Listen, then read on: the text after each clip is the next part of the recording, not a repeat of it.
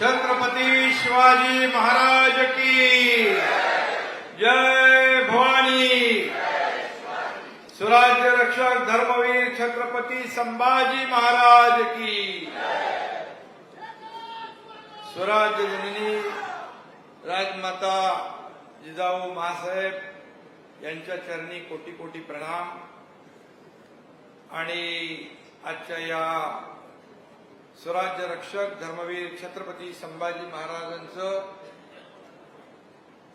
बलिदान स्थळ तुळापूर व समाधी स्थळ वडू या भूमिपूजन सोहळ्याला उपस्थित आमचे लोकप्रिय उपमुख्यमंत्री देवेंद्र फडणवीसजी, आमचे आदरणीय उपमुख्यमंत्री अजितदादा पवारजी, आमचे सहकारी मंत्री दिलीपराव वळसे पाटीलजी, खासदार अमोल कोल्हे, आपले उपाध्यक्ष माडा शिवाजीराव आढळराव पाटील साहेब, आमदार अशोक पवार, आमदार महेश लांडगे, आमदार राहुल कोल, प्रदीप कंद, व्यासपीठावरील सर्व मान्यवर विभागीय आयुक्त आहेत, जिल्हाधिकारी आहेत, क्रीडा आयुक्त आहेत, सर्वजण आणि उपस्थित सर्व शिवप्रेमी बांधव भगिनी आणि मातांनो,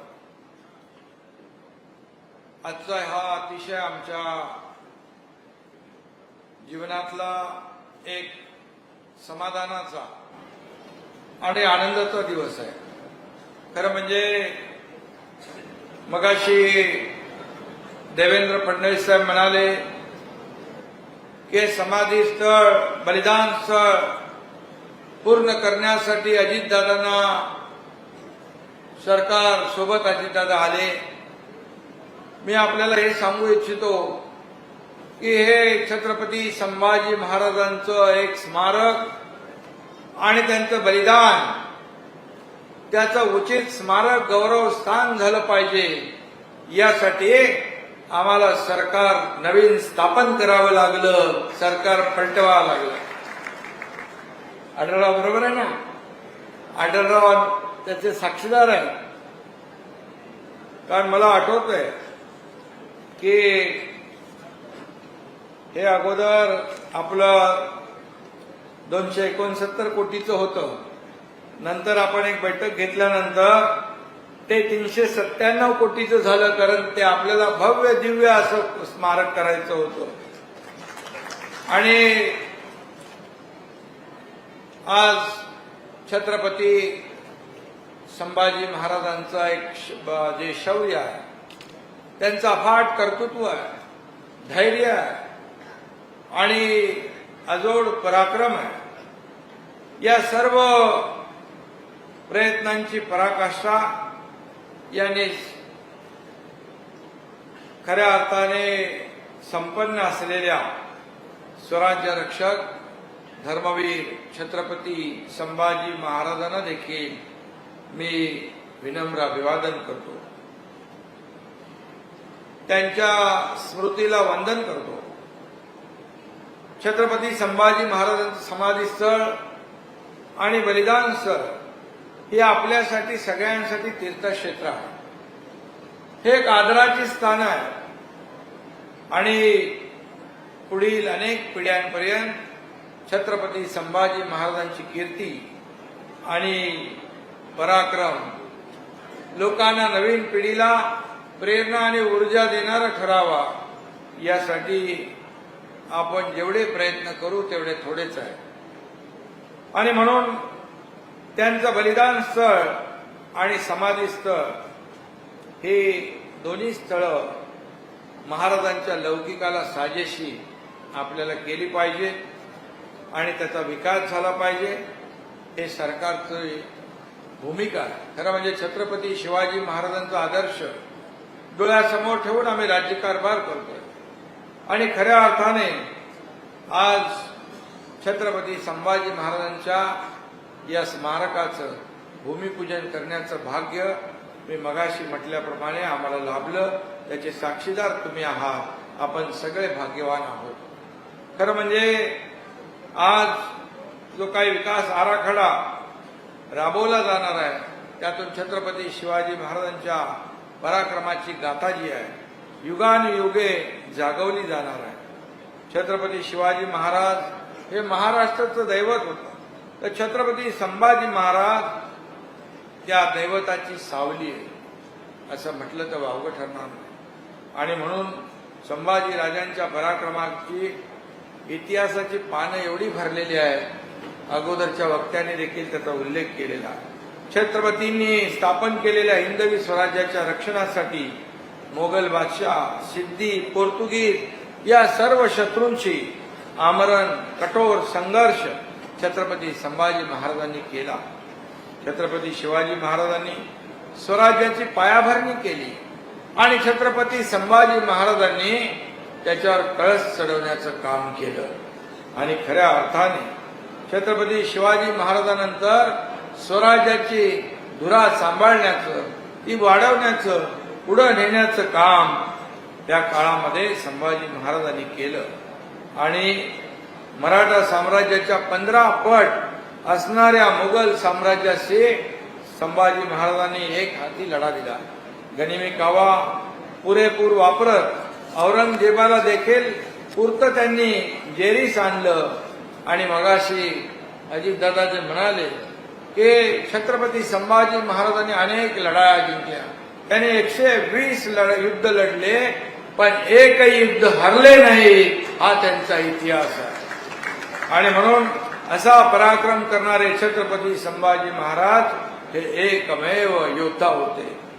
धर्माभिमानी, समाजकारण, राजकारण, अर्थकारण, धर्मकारण अशा अनेक क्षेत्रात आपलं निर्विवाद वर्चस्व छत्रपती संभाजी महाराजांनी गाजवलं. आणि म्हणूनच त्यांचं निरंतर आजही आपल्याला स्फूर्ती देणार आहे, प्रेरणा देणार आहे, ऊर्जा देणार आहे. संभाजी महाराज हे राज्यकारभारात अत्यंत निपुण होते, ते कुशल संघटक होते, ते कुशल प्रशासक होते. आणि म्हणून अशा या शिवशंभूच्या महाराष्ट्रात आपल्या सर्वांचा जन्म होणं, त्यांचं पूजन खरं म्हणजे, आणि जन्म होणं आणि इथं काम करायची संधी मिळणं, भाग्य मिळणं, हे खऱ्या अर्थाने आपण सगळेजण भाग्यवान आहोत. आणि म्हणून शिवशंभूच्या कार्यकर्तृत्वाच्या खुणा जपणं, त्यांचा इतिहास जपणं, त्यांच्या आठवणी जपणं, आणि म्हणून हे आपलं कर्तव्य आहे.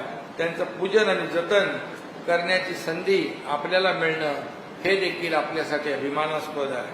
आणि म्हणून या ठिकाणी या महापराक्रमी शिवशंभूंच्या कार्यस्मारकाची आणि कर्तृत्वाला वंदन करण्याची जबाबदारी राज्य आणि केंद्र सरकार आपण मिळून घेतलेली आहे.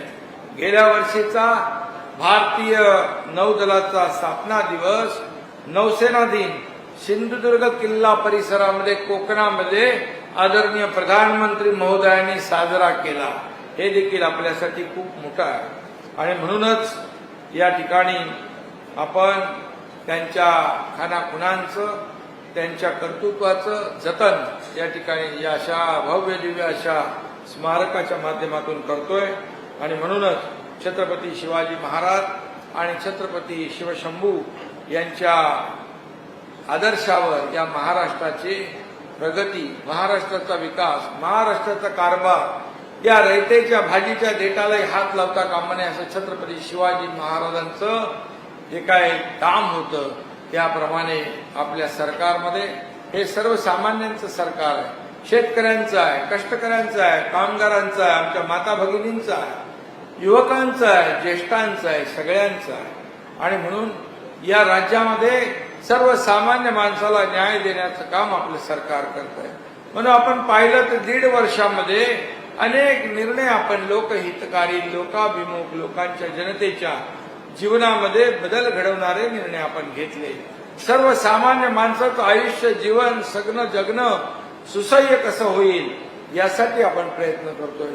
आपला बळीराजा शेतकरी जेव्हा अडचणीत येतो तेव्हा देखील आपलं सरकार त्याच्या पाठीशी खंबीरपणे उभं राहतं, त्याला कधीही वाऱ्यावर सोडणार नाही. असं सरकार आपलं आहे, तुमचं सरकार आहे. तुमच्या आशीर्वादानेच हे सरकार आपण काम स्थापन केलंय. आणि म्हणून मी मनापासून आपल्याला सगळ्यांना शुभेच्छा देतो.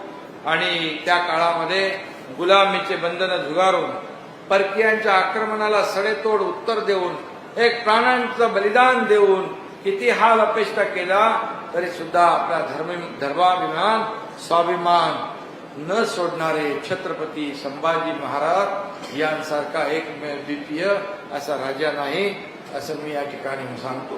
आणि म्हणून या ठिकाणी विकासाची कामं देखील आपण करतोय. मी या जे आपल्या भागामध्ये अजितदादा पालकमंत्री आहेत, दिलीप वळसे पाटील इकडे आहेत, आढळराव आहेत. आढळराव देखील मला काही कामं सांगत असतात.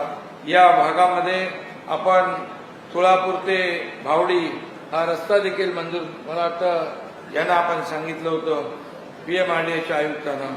आणि हिंगणगाव ते खामगाव नदीवर पूल बांधण्यासाठी 30 कोटी रुपये तेही आपण मंजूर केलेले आहेत.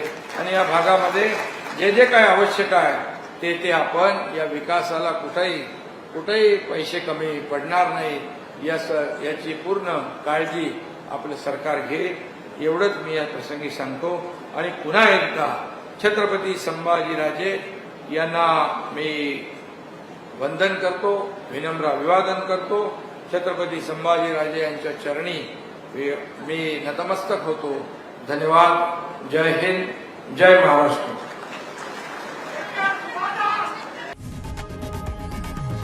लोकशाही मराठी ऐका, पहा, जागरूक रहा.